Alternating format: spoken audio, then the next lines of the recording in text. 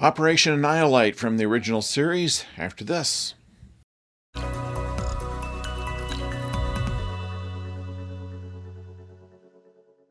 Hello out there, I'm the oldest nerd, and let's talk about Operation Annihilate. It is the last episode in the first season of Star Trek, the longest season.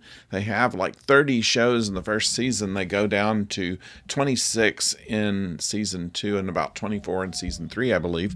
And in doing so, we have seen this show throughout this season grow from developing its general backbone of the Federation, of Starfleet, of how phasers work, and all of these things. All of these things had to be explained to us. And by the end of the season, we are not only seeing what the structure of their society is, the world that they build, if you will, but also of the relationships between the characters. And we're now seeing in this episode a very clear delineation of the aspects of Kirk that are represented by Spock and McCoy, and somewhat by Scotty and Uhura. Uhura is just kind of pushed around in this episode, but at the same time, she's already saying, look, I know what I'm doing. I'm going to continue this. We see Kirk's brother, who is basically William Shatner with a mustache on the floor. They only give him about a 1-second shot, so you might miss that if you weren't looking for it. And the creatures, the brain cell things, are an interesting idea, science fiction-y, more so than a lot of Trek is. You don't just have someone in a rubber suit this time. You have an actual problem that is not a virus. It is not a creature like the Horda, although that was a pretty good episode. It is very well thought out, well acted, well put together. And the only thing that bothers me about this is, the fact that, and not the fact that Spock had an internal eyelid or some special Vulcan thing, and we'll talk about that in a second, but rather that the part of the spectrum that was effective on the creature was ultraviolet light. Now, ultraviolet light, you don't see, it's an invisible light, but at the same time, that's what causes sunburn. It's what causes cancer. So let's be like within a close orbit of the sun in ultraviolet light, we would all still be incinerated by it. So the science doesn't quite hold up here. So we'll just have to say that that's one of those things you have to suspend your scientific knowledge at all in order to enjoy. Still, was handled very well, and I think that a lot of what they had in this episode was in response to the amount of fan mail that Leonard Nimoy was getting. In the very early episodes, Spock is an important character, but he's always very much advisory. He's not at the center of the action. In this one, he was, and we'll start seeing that in the second season and the third, where everything is about Spock. And in fact, Amok Time, which is the first episode of the second season, is all about Spock's sex life and mating habits.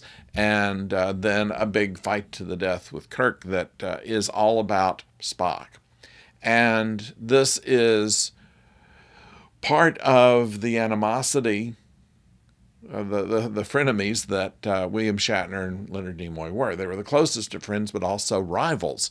And because of the fact that Shatner was supposed to be the star of the show and everybody else was supposed to be supporting cast, and suddenly Leonard Nimoy is becoming the most popular character. His stoicism, his ability to portray this alien in a very believable manner made him quite attractive in the years that the show was on the air. Even though the show was never a huge ratings winner, it was a decent performer. It just, for the cost of the episodes, wasn't enough for the network to keep it on. There were lower rated programs that didn't get canceled.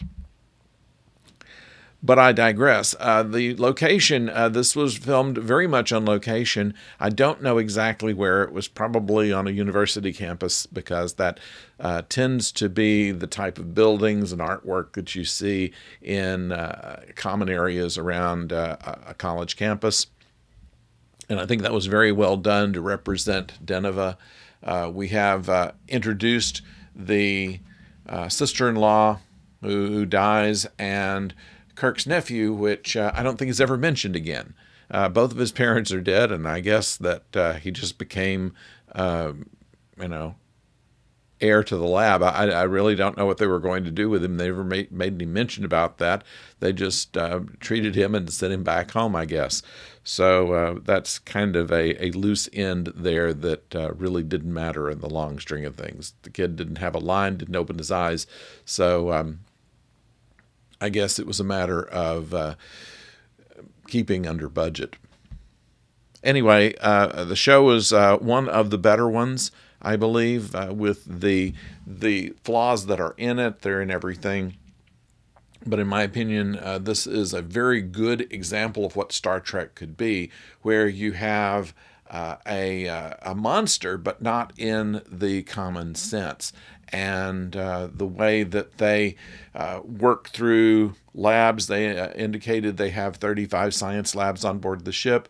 And we see something of the captain and his way that he can push the crew. This is something that probably has not been heretofore addressed in past episodes. But anyway, one of the better ones in probably the best season. Just about every other Star Trek we've seen always has kind of a weak first season, but frankly, even though there were some very good things in the second season, there were some clunkers there, and the third season had maybe a couple of good shows.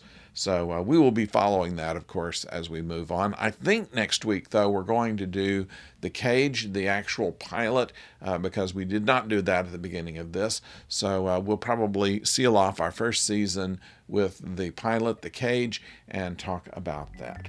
In the meantime, however, we are covering the Star Wars entries, The Bad Batch and The Mandalorian. We're also covering Picard, and we may be looking at some other things as well.